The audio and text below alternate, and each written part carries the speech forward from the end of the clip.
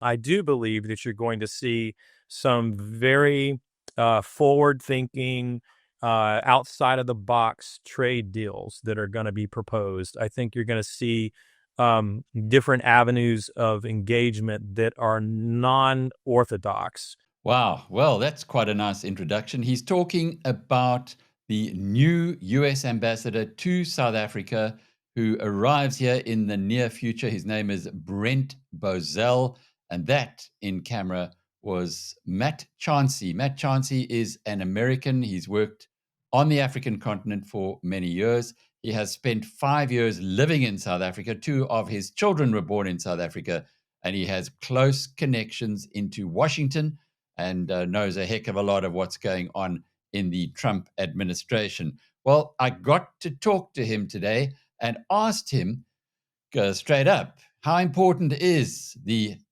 appointment of a US ambassador? Often in America, they give those who donate a lot of money to particular political campaigns these wonderful ambassadorships, or perhaps it's a nice job in retirement.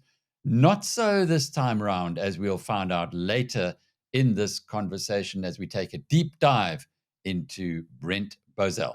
You see the results in your own country when you don't have an ambassador in the United States, and the lack of that diplomatic contribution, and you're sending a lot of different mixed signals, and so you end up having all these independent delegations that are moving into this space to try to make up for the lack of having a full-time diplomatic presence, or an effective one at that.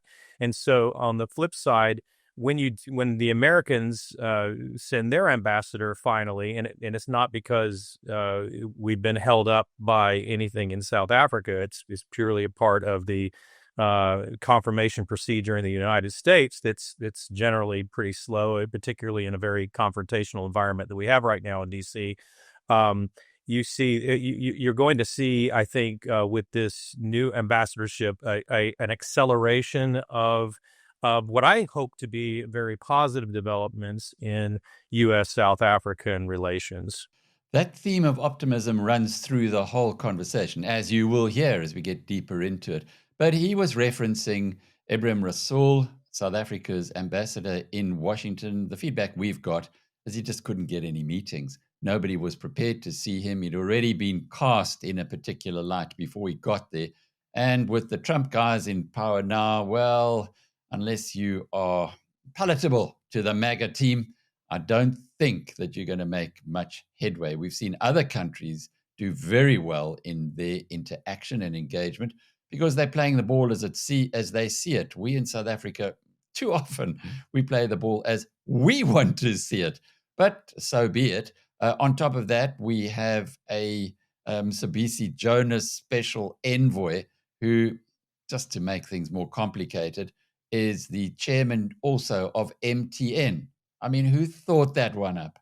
Here we have MTN is fighting with America. It's in the American courts. They say that MTN facilitated the Iranians killing American citizens. Oi, that's not the kind of guy. And I think Mcebisi Jonas is a great person. He's a great South African. He did wonderful things for our country. But hey, send him off as ambassador to the US at this tricky stage in our lives. Not really the right thing. But let's think about Trump now. We're going to the other side. What's his strategy for South Africa? Does he really care? President Trump understands, I think, this new age very well. He's a very media savvy president, and he understands that we're in a new kind of Cold War, and it's an information war.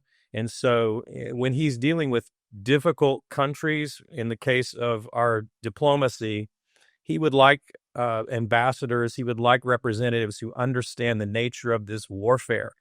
And in the case of South Africa, which is a very special case to him personally, President Trump has selected someone, I believe, who understands this battlefield very well. He understands the weapons used in this war, and he knows how to deal with it and respond to it.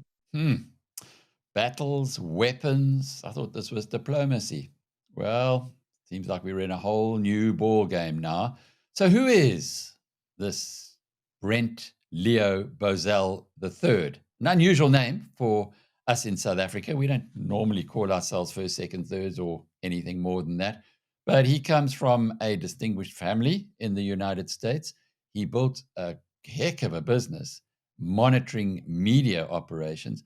And last I looked, he was getting something like 500 million people visiting his website. That's seriously large in anybody's language. We've seen it all on Wikipedia, but Matt knows him, and he gave us this insight. I think he wanted someone that he could trust. I think he wanted someone who understands the communication war that is the reality today. I think he wanted someone who was a blank slate, who was willing to hear both sides and treat everything fresh, just like Trump is doing in other countries with trade deals, and someone that he can count on to be loyal and to do a good job. And Brent Bozell, he has all of that. He has someone who's built a stellar reputation, a terrific organization. He's very effective. He's spoken of very highly on Capitol Hill. He has a great family that supports him. I think he's at that time of his life where he could really make a difference. And I think he's very capable and ready for it. And I just hope he gets to your country as soon as possible, because I do believe that it's going to start moving the needle in the right direction. And I'm very optimistic about it personally. Robertson, a small town in the middle of nowhere where a wine farmer claims to have sold a Volkswagen up to WeBuyCars. A farmer. What car did you really sell them? A VW. Right here in Robertson. Small town, but we know about WeBuyCars. Yeah, but what's a farmer doing with a VW up? It was just a runaround. Cool cover story. And I see you traded it in for this, like a double cab Renault. Were they all out of ranges? WeBuyCars, the easiest way to sell your car by far.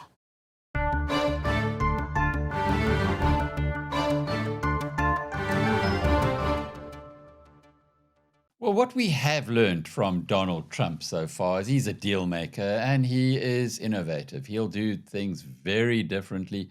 He'll disrupt. He'll perhaps come in here and invest. Also, he might only take stuff from South Africa if he can give stuff back. He has inherited, though, quite a organization. There are 600 American companies based in South Africa doing great business, one presumes, otherwise they wouldn't be here. And there's a geopolitical war going on, without putting too fine a point on it, between the West, America leading that charge on the one side, and Russia, China, members of BRICS, along with South Africa on the other. It's really, really, really complicated. But, well, from the local angle, we deal with what we deal with. And what is it like? What is it going to be like to have Brent Bozell on the other side of the table as the ambassador or the man in Pretoria for Donald Trump? He has no experience in South Africa, so he's not coming in with any type of real confirmation bias, if you will. So he's going to be someone who listens to both sides. He's going to be very fair. I see him as a gentleman of the old school in the best possible sense. He's very loyal. He's a good friend to the president. I think that's why the president primarily chose him, because he knows men of his generation with his reputation going back many decades in Washington, a very good reputation. He's someone that the president can trust. He knows that he will be a working ambassador. This is not a billionaire donor who gets to pick his assignment overseas.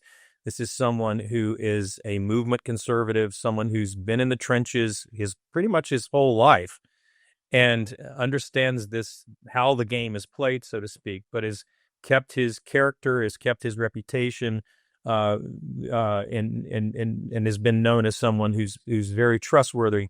And that is exactly why the president chose Brent Bozell for this role.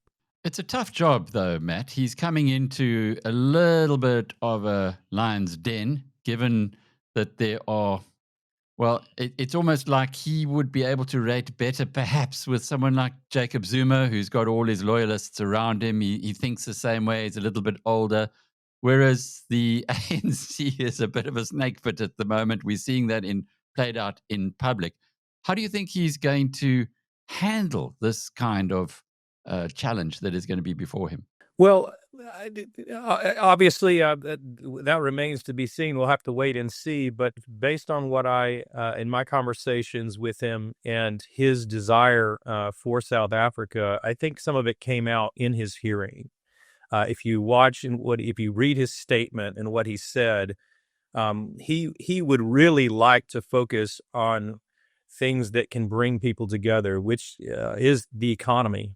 And that is something that is of great concern to South Africa. You have a very high unemployment rate. You have a very low growth rate. You have people are getting poorer every year in the country because your population is growing faster than your GDP, and the infrastructure is breaking down. And so there is a great need for foreign investment, for internal investment and growth. And I think that let me put it this way: in one of my last conversations with him, Brent Bozell told me that South Africa, has experienced political freedom when now everyone can vote and everyone's treated equally. It's had religious freedom where you have the right to worship as you choose, but where it's struggling right now is an economic freedom, and those are the areas that you and your channel dwell on a lot: the expropriation without compensation, the government strangulation on businesses, the race-based hiring quotas, the corruption and tenders, the wasted money, the scandals. Those are things that are really holding the country back. And so one of the things that Brent Bozell said in his hearing is that he would like to see increased American investment into the country, but investment that's different from the kind that you see from the East, which treats South Africa as just a big resource dump that they can come and just grab and take and pull away.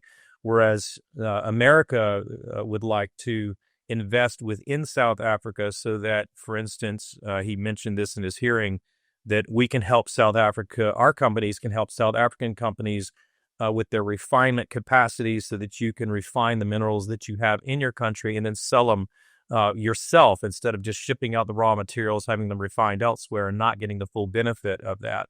And so that is a kind of partnership that is a win-win, not just for America, but for South Africa, because you're developing your domestic capacity of production. And that's something that's going to drive up your job numbers and keep the money that you have in the country instead of leaving.